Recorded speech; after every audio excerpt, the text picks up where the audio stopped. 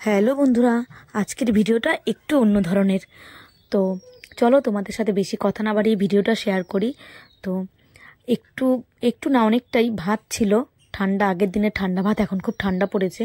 তো সেই ভাতটাই আজকে কড়াইতে প্রথমে তেল দিয়ে তার মধ্যে দুটো ডিম ফাটিয়ে ভেজে তুলে নিয়েছি। তারপর ওই তেলের মধ্যেই গাজর, ক্যাপসিকাম আর পেঁয়াজ দিয়ে সামান্য একটু ভেজে তার মধ্যে লবণ দিয়ে বেশ ভালো করেই ভেজে নিয়েছি। তারপরে সেই ভাত, আগের দিনের যে ভাতটা ছিল সেটা দিয়ে আবারও নাড়াচাড়া করে তার মধ্যে একটু চিনি দিয়ে নামিয়ে নিলাম। আমরা তো খুব ভালো খেয়েছি, আমি আর আমার ছেলে। তোমরা যদিও বাড়িতে করে থাকো তাহলে আমাকে অবশ্যই জানিও। হ্যাঁ, ওই ভেজে রাখা ডিমটা দিতে কিন্তু ভুলো না, ওটা দিলে এই রেসিপির স্বাদটা আরও বেড়ে যায়। তো আমরা তো খুব ভালো খেয়েছি, আমি আর ছেলে। তোমরা কেমন খেলে সেটা আমাদের অবশ্যই জানিও কমেন্টস করে।